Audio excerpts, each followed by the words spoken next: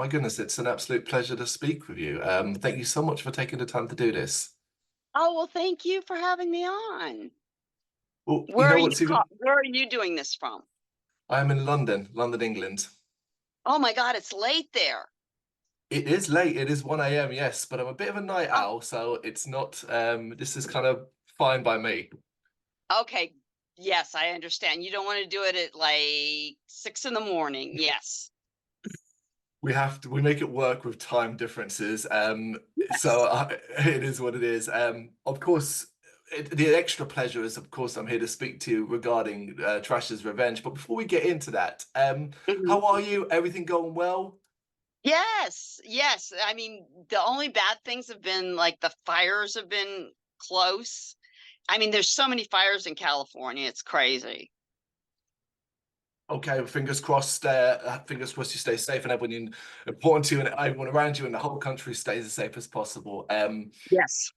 Yes, I have to ask, really, because it seemed like this past week or so there was a bit of stressful time regarding issues around some copyright claims. My understanding that these are all resolved or about to be resolved, and the Indiegogo crowdfunding page is going to go live soon. I hope so because this guy from Living Dead Media is just like a jerk. Oh, He's like because this movie has nothing to do with Return of the Living Dead and he doesn't own our images. It's just really weird. hmm. Yeah. When I heard about it earlier today, I tried to do as much digging to understand it, what was going on here, as much as possible. But it's Yes. complex. It's complex Oh, stuff. it's very complex. Yes. But the expectations is that the Indiegogo crowdfunding, it's going to start soon, isn't it? Yes, it is. That's all we want to hear, because of course, I mean, Exactly. we have to go back a little bit here. Obviously, way back to 1985, you famously starred in a horror movie called The Return of the Living Dead, an iconic movie, massive cult following, beloved around the world. And there are many reasons why it is so beloved. A lot of them based around characters, but in particular, the character you played of Trash. Of course, obviously, everyone that's seen the movie knows how that played out. Now, I realize you may not be able to go give me too much insight here, but I am intrigued to know what is going on in Trash's Revenge.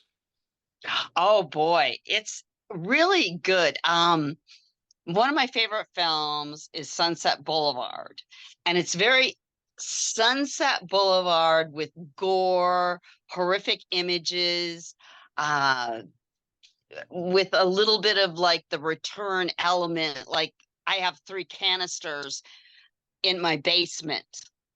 My character does that, were from the original shipment. And I, of course, am a starlet that if nobody's seen the film, she thinks she's a big deal, but the film community is like forgot about her. So she thinks she's going to open the doors and throw zombies out, from the canister she has. So she does. And a lot of horrible things happen That because is incredible. yes, she's vain. She's obsessed with fandom and fame and everything. So things start going bad. That's a very unique kind of character. Where's your inspiration coming from to kind of play that role? Oh, being a fan of Sunset Boulevard, I think, I Yeah. love Norma Desmond. She was just like, it was like you wanted to laugh, but it was like so tongue in cheek. It was like somebody you'd kind of like somebody that you kind of know is like that. It was a great character she played. So I'm going to have fun doing that.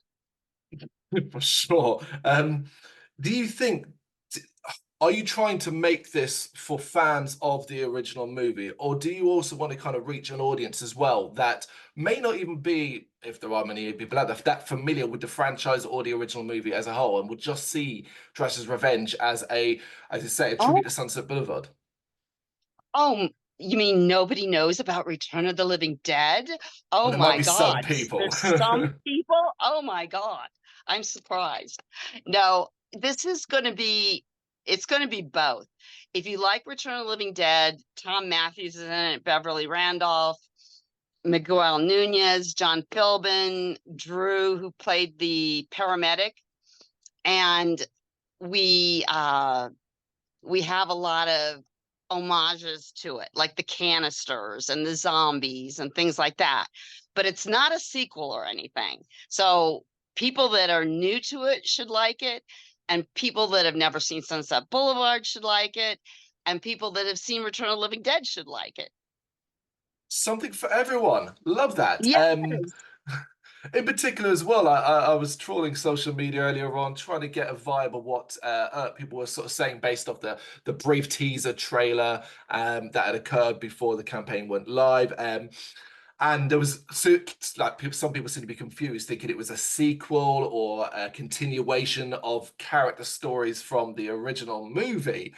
So yeah, it'd be good. It's good that that's not the case. No, it's not. I never wanted to do a sequel to Return of the Living Dead because it's like, how can you top that movie? You can't. And I wanted to leave it alone. So this is like a whole different entity. Well, obviously, it did end up with a few sequels. Have you ever seen any of those sequels? No, I haven't.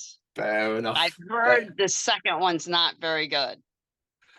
That's a very polite way of putting it, I think. Yes. It's not quite a pretty franchise outside of the first one. But how did Trash's Revenge even come about? Well, Dragon Flicks in London, they wrote it, and then they thought of course, having me in it, and they just like had this idea for a couple years and wrote it, and it's really good.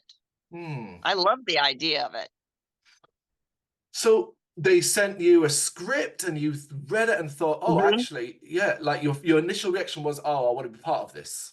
Oh yeah, especially when I got the stuff about Sunset Boulevard, like playing a character like that. I went, yes, I want to do this. Did you have any kind of reservations early on about, I guess, the possibility of it either being made or that returning to Return of the Living Dead? Oh, no, I didn't have any reservations. I wanted to do it, you know? And I'm producing also. Beverly and I are producing. Yeah, about that, because I gather it was quite an important for you to not just have a very pivotal role, but to take on that producer role and obviously be joined by so many original Return of the Living Dead actors as well. Yes, yes. That was like really fun because I mean we haven't been in a film together since Return, which was next year it's 40 years. That's a long time. It is indeed. I turn 40 next month, so I completely understand. God. Yeah. Oh, that's scary. It is. So it when is you were indeed. born, it was like a couple months out of the gate. I was 1 year old. Oh my gosh. Oh my gosh, that's crazy. It is indeed, but the effect that film had on me. I mean, I saw it far too young, far too young. But the effect it's had on me in such a long term. I don't know if you can see, but I happen to have a tattoo of the actual front cover of the DVD, and our brand, our website, Games, Brains, and Headbanging Life is directly inspired from the iconic brains from the movie. Oh, I love that. That's great. Well, how old were you when you saw it? Oh, I would probably have been maybe around 11 or 12. Oh Way too young. boy. Were you scared at all? Or were Oh you yeah. like, did you get the comedy? Oh, Tarman probably scared you. I had they it's I had I had I would have I definitely had, I had nightmares. It was always Oh the no. scenes that were a little bit darker that kind of stuck with me, but it created an obsession that or a love at least, that where now I can watch it and I can enjoy it and still feel the childhood fear almost if I place myself back Oh into it. wow. Yeah, consider Wow, yourself that's lucky. cool. That's fun to do. Mm. So, going back to Trash's Revenge, what is the most exciting aspect for you right now of doing this? Um, like overseeing everything. Hmm. I love doing that, and banding together with everyone and just exploring how we can like branch out things and do things and where we can film, and it's really fun. Yeah. I've directed once and I loved that. I love being behind the camera. Did you have any temptation to try and get in the director's chair for this one? No, because I guess they have a director, but if I've got like a huge role like this, I don't want to be in there like directing. I think it would take away from it. No, no, It'd be very absolutely. stressful. Yes, because we're going to film in the UK, we're going to film in Los Angeles, and then hopefully Romania. Oh, wow. So you're gonna come to the UK for it? Oh, I didn't know that. Yes, we'll have to invite you. When was the last time you were back in the UK? Last year, last November, Dark Side had like a convention Yes. You've done a and I few. was there. I love London.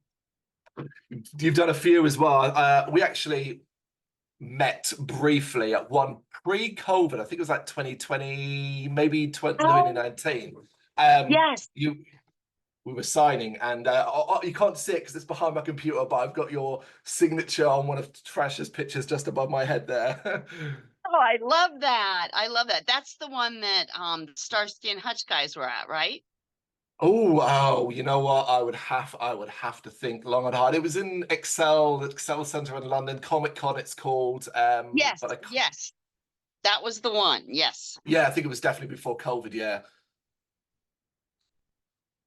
That What was a is fun one. it? Well, it's a great event. I mean, thankfully, London that we do put on decent shows, and hopefully, make it worth your time to come all the way over to us.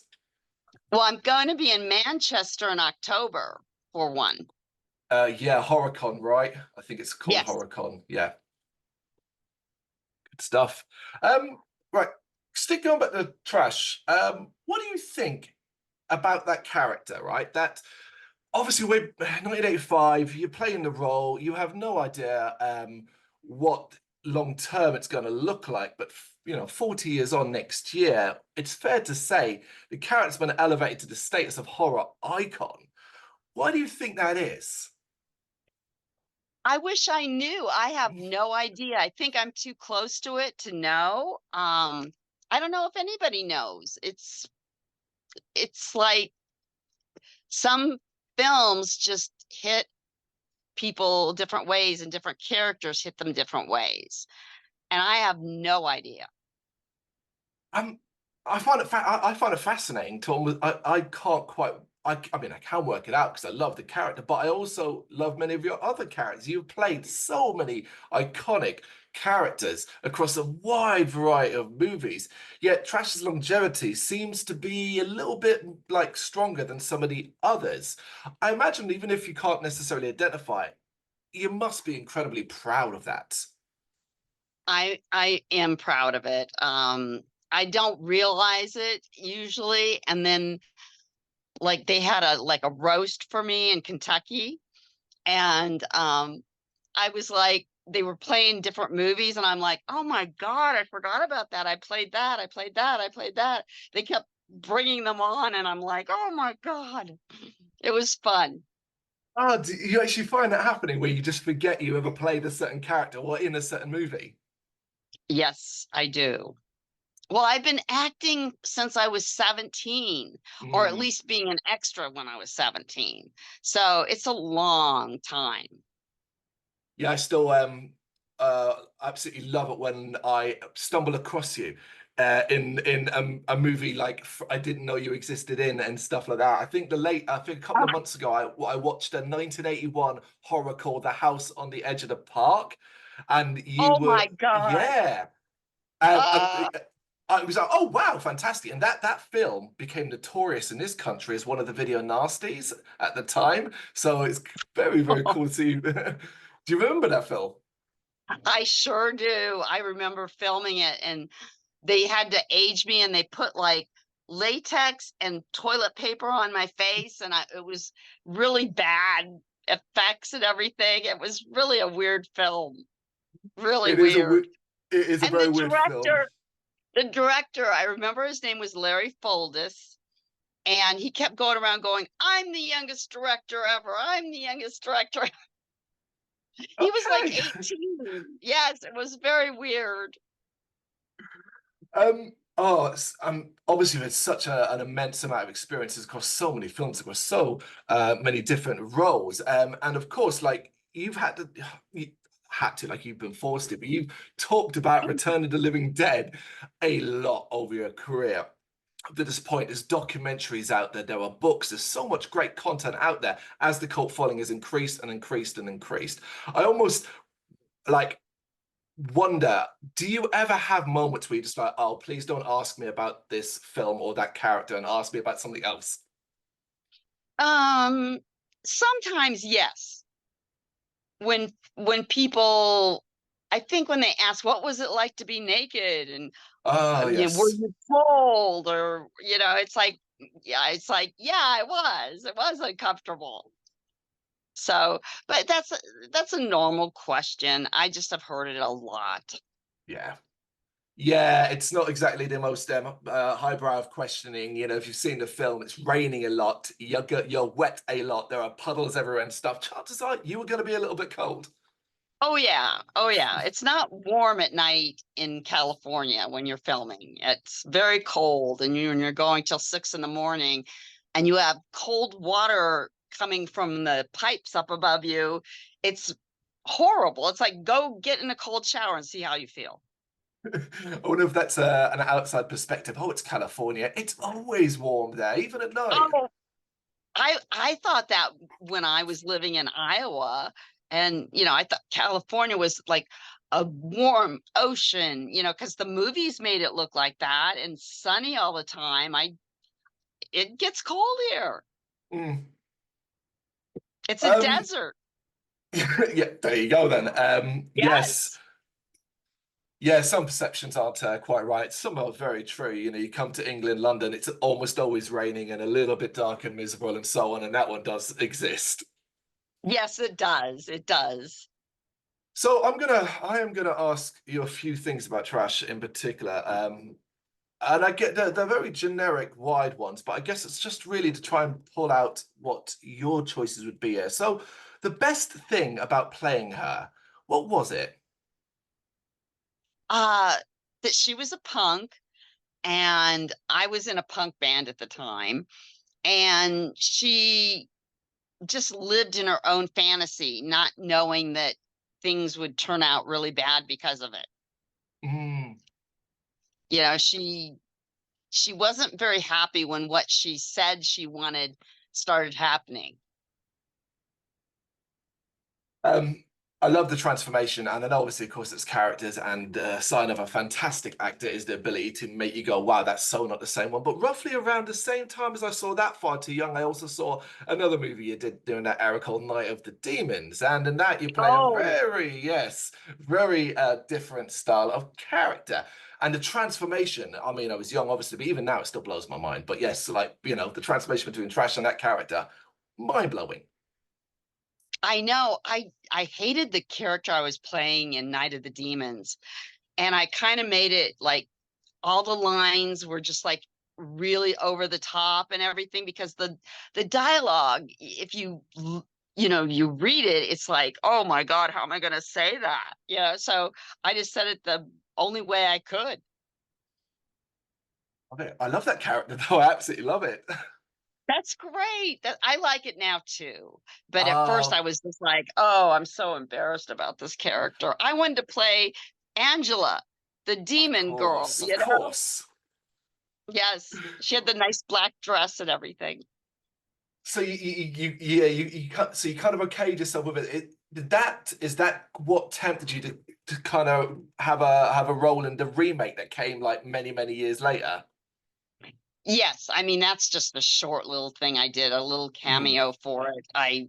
You know, massively I notable just though. thought, let me do something for it. It would be fun. It creates a cheer though. It absolutely does. It's, as soon as you pop up on Yes. that screen. Okay, we did the best thing about playing Trash. The worst thing about playing her, if there are Oh any. my God. The effects makeup, and I think being painted white with waterproof makeup was really hard because I would get home at 6 in the morning and get in the shower and the stuff did not come off. It didn't come Oh, off with soap and water. It was it was like just stuck to me. So I'd have to get in my bed with this white makeup on and try to sleep, to be up at 4 in the afternoon to get to set. So that was definitely the worst part of it. I've heard over the many years a tons of horror stories regarding the entire sort of process, shooting, filming, and all that. And that as hard as it was, what seemed to keep you and everybody else going was the camaraderie. That it Yes. became a massive group of friends and team and stuff like that. That is the case. Yes. Oh, yes. That's what got you through Everybody it. everybody like had their character and it it was a fun production except for I would say the effects and the rain, of course, but everybody was just doing their best and you could feel it. So that made it fun and Hmm. you wanted to come back and do more. Thing is, I always thought that translated to the screen. I think when you watch it, you get a strong impression, particularly because obviously such a mix of young up and coming actors and older, more established actors, and how well the chemistry was between everybody. It was quite clear Yeah. they're liking each other. Yeah. I know James Karen and Clue and Don were amazing. Mm. They're just so good in it.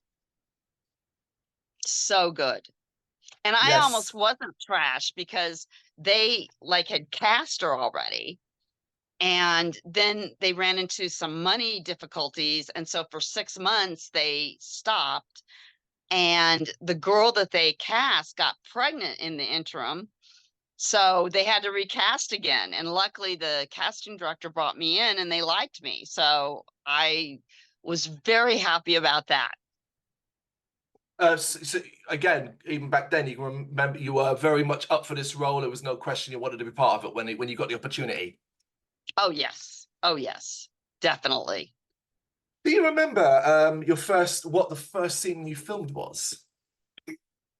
Yes, I do. It was Mm, when the movie opens on us, when we're walking down the sidewalk and we've yep. got that dialogue, you know, going down the sidewalk to the graveyard. That was the Mm. first. I remember that day really well. I remember being in makeup and they changed my look a couple times and we started filming it. It was hot in the day. I remember it was hot. Yeah, it looks, yeah, considering what we were saying earlier on, the Yes. day particularly looks hot and sweaty. Yes, it was. It was. So you say you changed the look changed a few times. Now, obviously, you being in a punk band and the character being punk, did you have much influence on how Trash looked? No, Dan had all the influence on how she looked. He was like a stickler. He wanted a certain look. He wanted like when we're doing the graveyard scene, he wanted the skeleton on my crotch to be a certain place.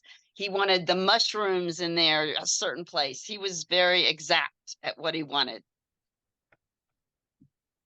Considering all of that, and what's obviously, known about the work and how much work went into it and how much hard work it was for everyone involved, did you think you walked out of that film having learned a lot? Oh yes, I learned a lot. I learned not to try to take a film with special effects makeup in it.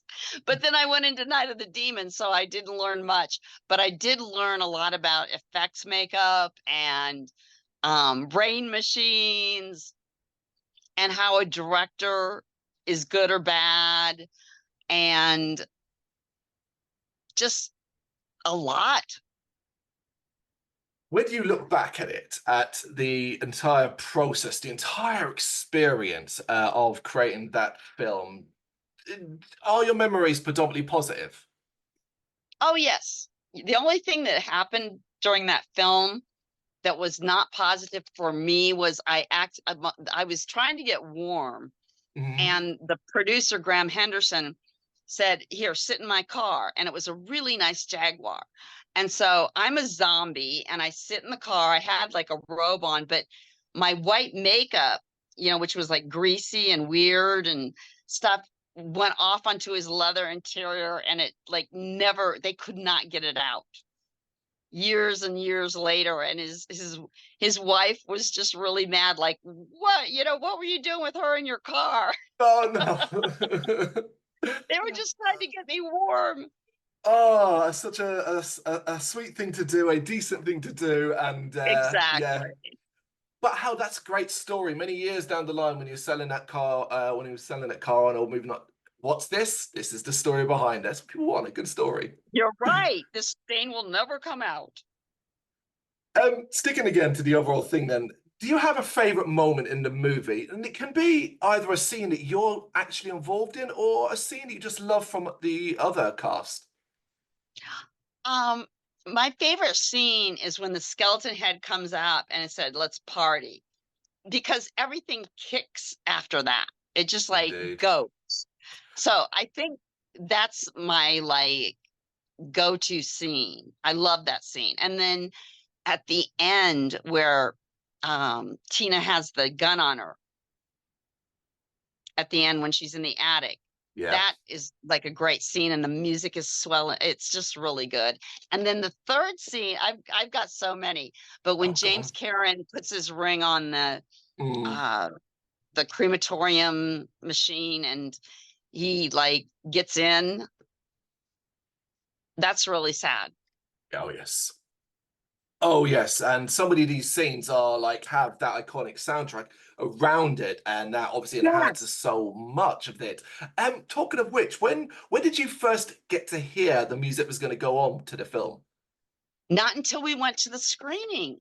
We went to the Wow. screening and it was like, because a lot of horror films were just using heavy metal or something like that. And um this was like so different. And like I said, I was a punk, so I love punk music. So it was like, wow, this is cool.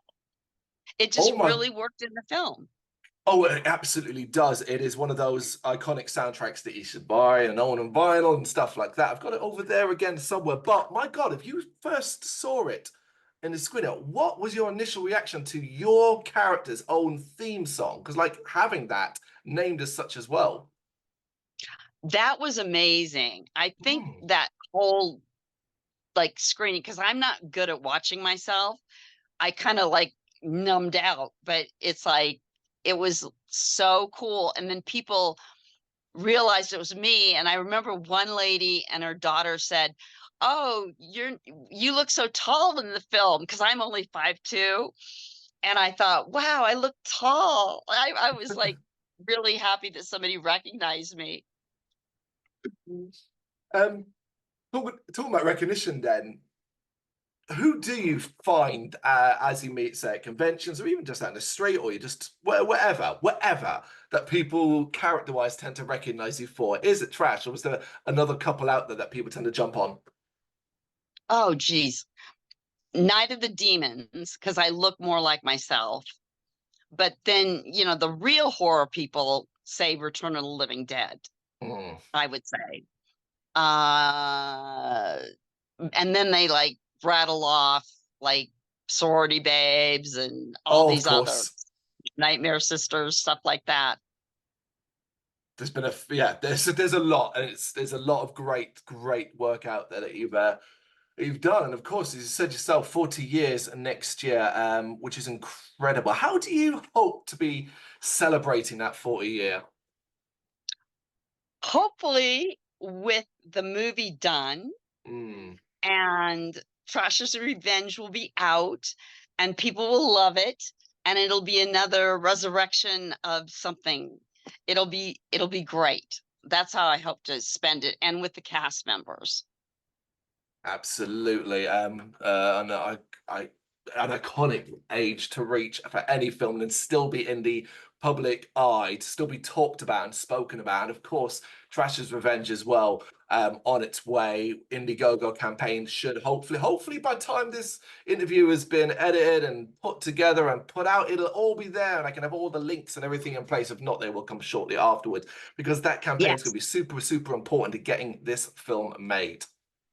Oh, yes. And people will see their favorite people: Beverly Randolph, Thom Mathews, John Philbin, Drew, Miguel Nunez.